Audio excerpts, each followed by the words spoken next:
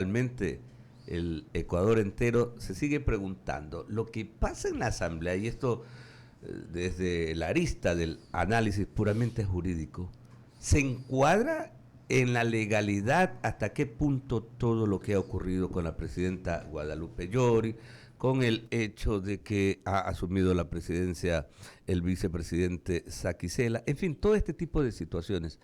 ¿Cómo la ubicamos en el contexto del análisis? Bienvenida, doctora. Muy buenos días. Buenos días, un cordial saludo para todos ustedes y un cordial saludo para todos los radioescuchas que están conectados a esta hora de la mañana. Efectivamente, lo que ha sucedido en la Asamblea Nacional, y ya lo han manifestado así varios legisladores, es una decisión política adoptada por el Pleno de la Asamblea Nacional que tiene consecuencias jurídicas. Por un lado, es una decisión que se realizó incorporando como una moción previa de conforme con lo establecido en el 136 y 137 de la Ley Orgánica de la Función Legislativa, un punto del orden del día en una continuación de sesión. Esto no es posible al amparo de lo que señala la ley de la función legislativa, porque estas mociones están previstas dentro del tratamiento de temas que tengan relación. Ese día se estaba debatiendo en esta continuación el informe de primer debate de un proyecto de ley denominado de economía violeta, de forma tal que la incorporación de este punto del orden del día no tenía relación alguna. Eso por un lado. Y dos, porque estaba pendiente una medida cautelar que, aunque de fondo podemos estar en desacuerdo en el sentido de que personalmente considero que no tenía fundamento para haber sido otorgada, pero que se lo hizo, y una vez dictada, pues hay que dar cumplimiento a las decisiones judiciales en las que señalaba que se debía conformar una nueva comisión pluripartidista que tramite justamente esta denuncia presentada en su momento por el asambleísta Esteban Torres. De forma tal que sí, el procedimiento de destitución del expresidente de la Asamblea Nacional sí reviste pues una inobservancias a la ley orgánica de la función legislativa, y eso va a derivar que a lo mejor esté pensando seguramente en interposición de acciones judiciales, considerando también que desde el inicio, desde que los legisladores mencionaron la posibilidad no solo de presentar una denuncia en contra de la presidenta por incumplimiento de funciones, sino inclusive de hacer una evaluación a todo el Consejo de Administración Legislativa, pues la presidenta ya recurrió a la función judicial, presentando medidas cautelares, acciones de protección, inclusive denuncias ante la Fiscalía. Ahora, estos dos aspectos que usted señala, doctora, ¿invalida lo actuado o no? Bueno, hay que considerar que esto está pendiente una decisión. Yo consideraría que la situación actual de la Asamblea Nacional, hasta que no se resuelvan estos temas que están pendientes en sede jurisdiccional, hay un recurso de apelación que está pendiente ante una de las salas de la Corte Provincial de Justicia de Pichincha, de una acción de protección que lo perdió en primera instancia la expresidenta de la Asamblea Nacional. De llegarse a ratificar este fallo, pues inclusive podría también presentar una acción extraordinaria de protección ante la Corte Constitucional, y de llegar a ganar, pues toda la situación de la Asamblea Nacional volvería a cero, es decir, que quedaría sin efecto la designación del nuevo presidente de la Asamblea Nacional. Entonces, es algo que todavía está pendiente de decisión, sin perjuicio de que a lo mejor la señora presidenta, y es algo que todavía no se ha verificado, que se haya presentado, que le haya llegado alguna notificación a la Asamblea de que hubiera interpuesto una nueva acción de protección en torno a la decisión adoptada por el Pleno de la Asamblea Nacional. Claro, muchos en el país nos preguntamos qué hizo ayer, porque no se la vio, no, al menos en la faz pública, a la ex presidenta Guadalupe Llori Abarca. Entonces nos preguntamos, de pronto estaba realizando con sus asesores algún tipo de planteamiento, ¿no? Ahora, le hago esta consulta, usted que ha estado dentro del Parlamento de nuestro país, ¿no? Como secretaria general. Este solamente lo podemos señalar como desconocimiento del manejo de los procedimientos parlamentarios de parte de los representantes de las distintas bancadas legislativas, o simplemente a esta gente le interesa un bledo, y perdón por utilizar el término, el trabajo, el accionar en nuestra asamblea, doctora. Bueno, lo que sucedió en la sesión de destitución de forma alguna es un desconocimiento de la norma. Como ya les señalo hace un momento, los legisladores han señalado que es una decisión política. Ellos han considerado que esa medida cautelar no debía haber sido aplicada porque había una injerencia en la función legislativa. Sin embargo, más allá de los criterios vertidos en torno a este tema, pues es una decisión judicial. El ordenamiento constitucional, la Ley Orgánica de Garantías Jurisdiccionales, la propia Constitución señala que las decisiones de los jueces pues son de obligatorio cumplimiento. Imagínese usted que los ciudadanos cuando somos parte de, como ciudadanos particulares, somos parte de procesos de esta naturaleza, empecemos a incumplir medidas cautelares o incumplamos acciones de protección, pues imagínense cómo estaríamos con la inseguridad jurídica del día a día. Entonces, en este caso en particular, lo que sí me parece necesario destacar es que los legisladores que tomaron dieron los votos para la aprobación de esa moción previa como para la destitución de la presidenta de la Asamblea Nacional, pues fueron 81 votos. Es una cifra que supera inclusive el número de asambleístas que tienen mayoría absoluta. Lo que esto nos llama a la reflexión es que si bien ustedes pueden revisar que durante este periodo legislativo, este primer año, han habido 15 leyes aprobadas que inclusive han superado los 70 votos mínimos para la mayoría absoluta. En este caso en particular, ese tipo de votaciones se separan respecto del cuestionamiento que tenían los legisladores con la dirección de la Asamblea, con la cabeza de la Asamblea, al punto que se le dio 81 votos para que pueda ser destituida. Entonces, hay una serie de reflexiones que van en el caso de la Asamblea Nacional, que no están atadas exclusivamente a lo jurídico, sino que en este caso también revisten mucho de lo político, al punto que también el día de ayer pues ya se convocó una sesión, ya se instalaron, inclusive se realizaron votaciones, se adoptaron decisiones por parte de la Asamblea, ahora también van a tener sesión, mañana se va a aprobar en segundo debate, si es que llegan a ver mañana ya el texto final, la ley de uso progresivo de la fuerza. Entonces, la Asamblea sigue cumpliendo su rol, sin embargo hay que tener consideración que estos temas jurídicos aún no están saldados vía judicial. Claro que sí. Qué terrible, ¿no? Porque imagínense, mañana aprueban en segunda este tema que es esperado por el país, pero en cambio puede estar cargado de vicios de nulidad. Para quienes están enganchándose recién a nuestra señal informativa, estamos conversando con la doctora Livia Riva Ordóñez, presidenta del Instituto de Estudios Legislativos y ex secretaria general de la Asamblea Nacional. Verónica Landet. Ya que nos ha hecho toda esta explicación, está bastante claro. Me gustaría saber, por ejemplo, en base a su experiencia jurídica, cuál sería la implicación, en cambio, para los 81 legisladores que han incurrido en esto, desacatando normas. Y le pregunto esto porque hay muchas corrientes, ¿no? Muchas versiones de lo que podría ocurrir. Pero me gustaría que usted, obviamente, pues nos dé luces en ese sentido. Claro que sí. Bueno, ya hay fallos de la Corte Constitucional en el sentido que respecto de las medidas cautelares no cabe acción de incumplimiento y solo en la medida en que se pudiera llevar adelante una acción de incumplimiento se podría llegar al extremo de hablar de un proceso de destitución de autoridad. Entonces, en este caso en particular, la posibilidad de que los asambleístas sean destituidos del cargo es algo que personalmente considero que no va a suceder. Serán otras las vías en las que se deberá recurrir para, de ser el caso, la señora expresidenta de la Asamblea Nacional exige el cumplimiento de esto, y no solo ella, sino que también se escuchan voces del movimiento Pachacuti que también están pensando en las acciones a adoptar para hacer cumplir esa medida cautelar que obtuvieron ellos para que se conforme una nueva comisión pluripartidista y que emite un nuevo informe, cosa que determinaba también que lo que sucedió en la sesión donde se destituyó a la presidenta implicaba que no se conozca ese informe de la comisión pluripartidista, lo cual pasó y eso motivó la destitución. Entonces, respecto a este tema en particular, ya lo han señalado varios constitucionalistas en torno a las medidas cautelares, pues esta consecuencia jurídica de destitución es un escenario no probable.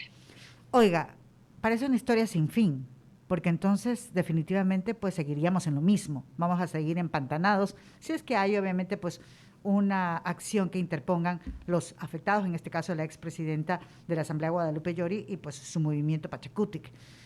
¿Cómo ponemos el orden en la casa?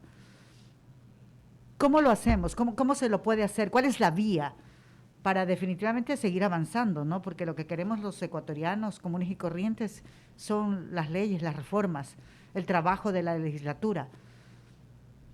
En el tema de trabajo, yo creo que también se ha opacado la labor de la función legislativa durante este año, fruto de estos conflictos internos en el ámbito político, pero hay 15 leyes que fueron aprobadas en este periodo legislativo, 15 leyes que implican, por un lado, trabajo en las comisiones especializadas, porque si no trabajan las comisiones especializadas y no emiten informes de primer y segundo debate, no puede llegar al Pleno para que sean aprobadas. O sea, hay trabajo en comisiones especializadas, hay debate en el Pleno, claro que está que el grueso duro del debate en el proceso de formación de la ley es en las comisiones especializadas, no necesariamente es en el Pleno. pero hay un proceso donde si nosotros revisamos las votaciones en este periodo legislativo, en este primer año, han superado, como les decía hace un momento, los 70 votos. Entonces, hay voluntad política para ciertos temas que los legisladores y la ciudadanía percibimos como indispensables. Por ejemplo, no me cabe duda que el día de mañana, si se somete a votación un texto final del proyecto de ley de uso progresivo de la fuerza, sacará la mayor cantidad de votos. ¿Qué legislador no votaría por una propuesta de esa naturaleza? Con seguridad superará la mayoría absoluta, o a lo mejor si es que existe alguna observación de los legisladores, pues se harán unas modificaciones finales y regresará tal vez la próxima semana para la votación definitiva. Pero esos temas definitivamente al interior de la Asamblea sí concitan acuerdos políticos. Donde hay nudos críticos en este primer año, como en todas las legislaturas, es en el ámbito económico. Por eso es que nosotros vimos que al inicio de este periodo legislativo, cuando el presidente de la República mandó el proyecto de ley calificado de urgencia en materia económica y no se lo calificó de entrada por no tener el requisito de unidad de materia, ya empezaron las amenazas de muerte cruzada. Y después entró también este proyecto de ley por de ley que también generó un conflicto al interior de la Asamblea y también generó conflicto el archivo del nuevo proyecto de ley calificado de urgencia en materia económica en temas de inversiones. Entonces, hay detonantes, no se puede afirmar que siempre hay conflicto en el proceso de aprobación de leyes. Los tratados internacionales no han revestido complejidad alguna, se han aprobado todos los tratados internacionales. Entonces, solo hay temas donde hay que llegar a acuerdos. Los otros se podría señalar que está implícita la necesidad de dar los votos necesarios para que se aprueben los temas. Ramiro Cepeda. Doctora Rivas, buenos días. Ramiro Cepeda le saluda. Si hay algo que yo tengo claro en el plano de la legislatura, en que los votos es la ley. Puede que mi formación de abogado me invite a pensar como usted, pero mi experiencia política me llama a decir lo que acabo de decir. Pruebas al canto. Al presidente Bucarán lo destituyeron sin proceso, sin nada, lo declararon loco, se inventaron un interinazgo, él ejerció las acciones después. La justicia internacional en algún momento le dio la razón y quedó solo para la historia. La vicepresidenta Arteaga, a quien le fue quitado el derecho de la sucesión, hoy goza de las canonjías de ser una expresidenta de la República, que fue reconocida posterior, pero simplemente para la foto y anotada en el pasaporte. El ejercicio de todas las acciones hoy simplemente es para la foto posterior. Este es el país de los hechos consumados y yo creo que lo de la señora Yori ya está oleado, desacramentado. No es posible anular los actos que vengan a posterior porque sería quitar el principio de la certeza jurídica de los actos administrativos. Entonces, con todo este entorno, ¿no es mejor virar la página, que sigan ejerciendo las acciones y dejar que la Asamblea siga caminando como debe caminar? Bueno, creo que justo el fruto de los cuestionamientos que usted realiza es que en su momento, cuando la señora expresidenta de la Asamblea Nacional, Guadalupe Llori, empezó a recurrir a la función judicial, ya se mandaron las alertas en el sentido de que no hay que mezclar la política con el ámbito judicial. De hecho, recordarán ustedes que la propia fiscal general del Estado, cuando compareció a la Comisión de Participación Ciudadana, ella señaló que hacía un llamado a los políticos para que los temas de naturaleza política no se vean mezclados con la administración de justicia y específicamente con el sistema penal. Y en el caso particular, pues de estas acciones que en su momento la señora expresidenta de la Asamblea Nacional empezó a recurrir, como les decía, acciones de protección, medidas cautelares, denuncias de la Fiscalía, implicaba mover todo un aparataje de la Administración Justicia que que lo que hacía era reflejar que a la señora Guadalupe Llori impedía que el Pleno de la Asamblea Nacional, en general los asambleístas, pudieran hacer uso de las medidas que el propio ordenamiento legislativo preveía, porque la Ley Orgánica de la Función Legislativa prevé la posibilidad de destituir a las autoridades, señala cuál es el procedimiento. No es que no existe en este caso en particular un procedimiento, lo existe. Por incumplimiento de funciones, pero ya cuando se pretendió presentar la denuncia, pues ya se presentaron las acciones ante el Consejo de Administración Legislativa por la calificación. Cuando se conformó la Comisión Pluripartidista, que también está prevista en la Ley Orgánica de la Función Legislativa, presentó la denuncia por incumplimiento de medidas cautelares. Y así ha empezado a poner una serie de trabas al trámite de este procedimiento. Al final del día, pues es el Pleno de la Asamblea Nacional que, en observancia de lo que está establecido en la Ley Orgánica de la Función Legislativa, tiene que tomar una decisión. Queda clarísimo que con el número de votos con el que se obtuvo esta destitución, si no hubiera sido por la interposición de la medida cautelar que impedía el trámite de este tema, si no hubiera sido porque al no haber existido la medida cautelar, la propia señora presidenta debió haber incluido como punto del orden del día el trámite de este informe de la Comisión Pluripartidista, y en esa misma sesión se entendería que con ese número de votos habría sido destituida sin que pueda argumentarse la posibilidad de ejercer una nueva acción en vía jurisdiccional. Sin embargo, hemos visto que ella ha recurrido a la Administración de Justicia, cosa que no ha pasado, por lo menos desde la Constitución del 2008, y hablando con estos nuevos periodos legislativos, ningún presidente o presidenta de la Asamblea Nacional ha recurrido a la función judicial para reclamar temas de esta naturaleza cuando está en cuestionamiento la forma de administrar la función legislativa. Eso no ha pasado y si bien al interior de la Asamblea sí han existido acciones de protección, inclusive medidas cautelares, pero de los legisladores que han sido vinculados a procesos de destitución del cargo de asambleístas. Pero estos cuestionamientos en torno a la legitimidad, en que en su momento se hablaban de varias salidas, inclusive la renuncia de la señora presidenta, pero esta conflictividad pues seguramente fue el detonante que determinó que las asambleístas tomen la decisión de manejar este tema de la manera que todos conocemos. Coincidiendo con usted, no se ha recurrido a la función jurisdiccional, pero sí a la función electoral. No nos olvidemos de los asambleístas, diputados de los manteles, que fueron destituidos para convocar a la Asamblea Nacional Constituyente. Si hay hechos, es que la memoria es frágil, el país que no conoce su historia está condenado a repetirla. Yo me acuerdo de un secretario, cargo que usted veo que ha ocupado en la Asamblea Nacional, que alzaba la mano y él contaba los votos que le daba la gana y hacía aprobar o denegar sin darle validez a quienes estaban manifestando su voluntad. Y me refiero a la segunda presidencia del doctor Averroes Bucarán, que después fue destituido por el seno de la mayoría de la Asamblea. Entonces, doctora Rivas, o sea, el ordenamiento jurídico entiendo, hay que respetarlo, pero cuando se tiene la mayoría, ya eso del ordenamiento jurídico es un simple poema. Le paso a Jaime Velázquez. Gracias, Ramiro. Doctora, bienvenida. La verdad es que escuchándola, lo que me pregunto y como ciudadano justamente es, entonces, ¿la función judicial no puede intervenir en la función legislativa o sí puede? O sea, definitivamente todos los ciudadanos, y los asambleístas también son ciudadanos, tienen este catálogo de derechos establecidos en la Constitución y los tratados internacionales de derechos humanos. El tema de por qué se cuestionaba el recurrir a las acciones jurisdiccionales es porque en su momento se determinó que no había violación de derechos alguno. Ese es el sentido, porque obviamente si es que hay si uno alega la vulneración de derechos, tiene que probarla. Pero revisado el procedimiento que en su momento se inició de la presentación de la denuncia, la calificación por el Consejo de Administración Legislativa, la integración de la Comisión Pluripartidista y estas últimas medidas cautelares, se ve que no tienen sustento alguno, ni siquiera para haber sido interpuestas, menos aún para esperar que la justicia les haya otorgado el reconocimiento de la vulneración de derechos o el propio otorgamiento de las medidas cautelares. Porque para eso justamente está lo que el constituyente incorporó en la Constitución, para que nosotros como ciudadanos, cuando seamos vulnerados en nuestros derechos o tengamos la amenaza de que sea, busquemos justicia en la sede judicial. Pero para eso está, no para que con cuestionamientos de naturaleza política que se afirman son presuntas vulneraciones de derecho, se vaya a instancias judiciales.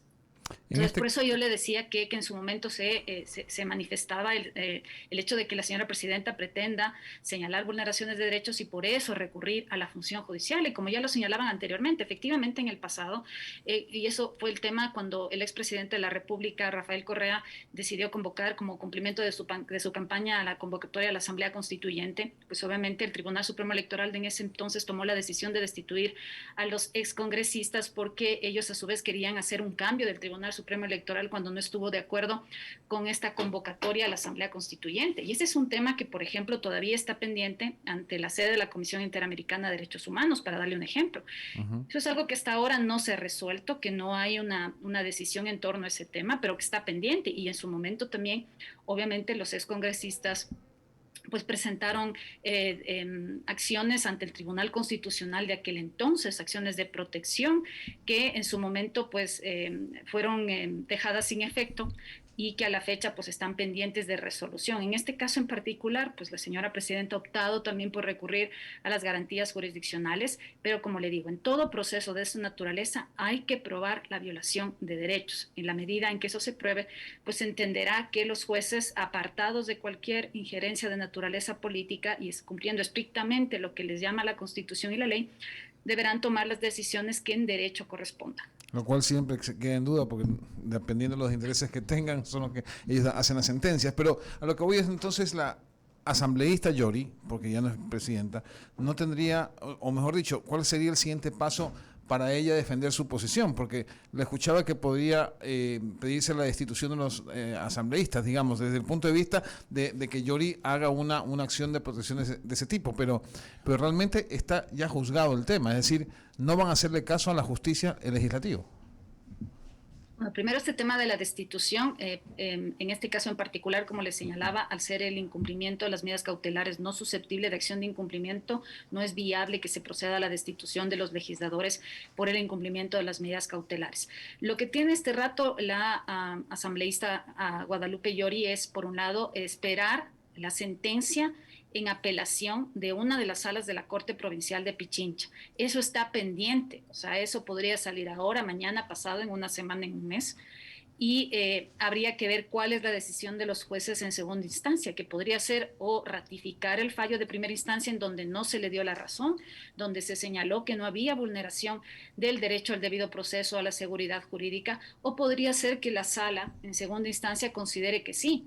Y entonces este fallo habría que cumplirlo y implicaría que todo vuelva a fuego cero. Entonces este rato, esa sentencia definitivamente es fundamental en todo este proceso que se está llevando al interior de la Asamblea, sin perjuicio de que, como le digo, su equipo jurídico puede estar pensando en una nueva acción ante la justicia. Clarísimo, doctora. Le doy paso a Alberto para terminar la entrevista.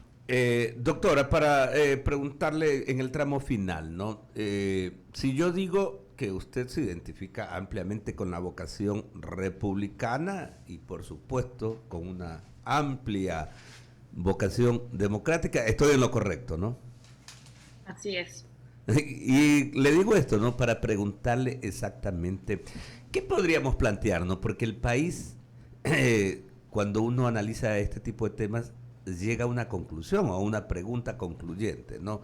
A ver, ¿qué es lo que debemos de hacer? Porque en definitiva, los parlamentarios, los representantes de todas las bancadas, son electos por los ciudadanos de cada jurisdicción provincial o quienes tienen la condición de representantes nacionales por toda una amplia votación. Es así. Entonces, por un lado eso, de que en definitiva somos nosotros los que los ponemos allá en la asamblea, pero por otro lado también, ¿qué hacemos para escoger mejor, o al menos en el tema que tiene que ver con los requisitos? Porque yo me imagino que esta gente que desconoce, como hemos visto desde el inicio de la entrevista, desconoce del manejo de los procedimientos parlamentarios, pero seguramente tienen experiencia en manejo de pandillas o en manejo de cualquier actitud bandolera. Entonces, la pregunta es esa, ¿por dónde marcamos la cancha para darle un giro diametral en esta situación, doctora? Bueno, lo que tenemos actualmente en el ámbito de la conformación de la Asamblea Nacional es el resultado de las reformas al Código de la Democracia que la realizó la anterior Asamblea. Recordarán que pasamos con estos asambleístas y también las autoridades en general de elección popular, son el resultado de un nuevo método de asignación de escaños y adicionalmente de que ya no votamos entre listas como fuimos convocados a la última elección, sino que lo hacemos ahora en plancha. ¿Y qué significa votar en plancha? Pues obviamente que quienes tienen opción para ocupar las curules al interior del Parlamento son los primeros o las primeras más votados y que en ese caso en particular pues responden a la incorporación en las listas por parte de los movimientos de organizaciones políticas. Entonces, si aquí alguien tiene que hacer un mea culpa, son los movimientos de organizaciones políticas que son los que ponen los candidatos, porque nosotros cuando antes votábamos entre listas podríamos decir que nosotros escogíamos al que de acuerdo a nuestros perfiles era la persona, él o la mujer más adecuado para poder incorporarse a ser asambleísta. Ahora ya no sucede así, no tenemos mayor opción más que votar en plancha de forma tal que lo que tienen que hacer los partidos y movimientos políticos es revisar al interior de sus organizaciones estos procesos de formación que tienen que tener las bases para sus militantes, simpatizantes, adherentes, considerando que así está dispuesta la norma constitucional. Solo pueden participar en estos procesos los militantes, simpatizantes, adherentes o auspiciados por partidos o movimientos políticos. Entonces, esto es una reflexión profunda. Hay que hacer modificaciones profundas al sistema de partidos en el Ecuador, y eso a lo mejor va a redundar, sin lugar a dudas, a tener una mejor representación en el Parlamento ecuatoriano. Claro, pero prácticamente nos manda al despeñadero usted como país, ¿ah? ¿Y sabe por qué? Porque los partidos tienen dueños, pues tienen caciques.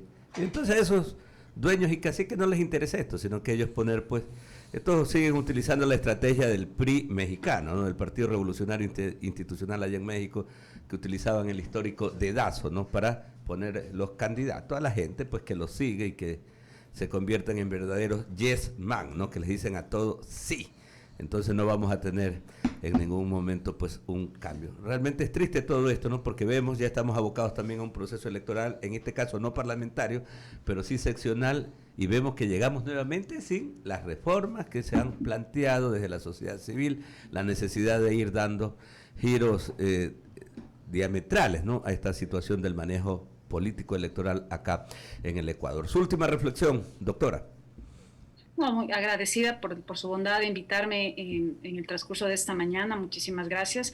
Simplemente esperar a ver qué es lo que pasa. Yo creería que en el ámbito político, pues la decisión, las cartas están echadas, pero habrá que ver qué es lo que pasa al final del día en el ámbito judicial, porque hay todavía sentencias pendientes. Esperemos que pues, la Administración de Justicia resuelva totalmente apegada a derecho y al ordenamiento jurídico. Nada más. Muchísimas gracias. A usted, doctora, por su tiempo y por orientarnos en estos temas. La doctora Livia Rivas Ordóñez es presidenta del Instituto de Estudios Legislativos, pues secretaria general de la Asamblea Nacional Legislativa, pues con amplio conocimiento en la materia parlamentaria.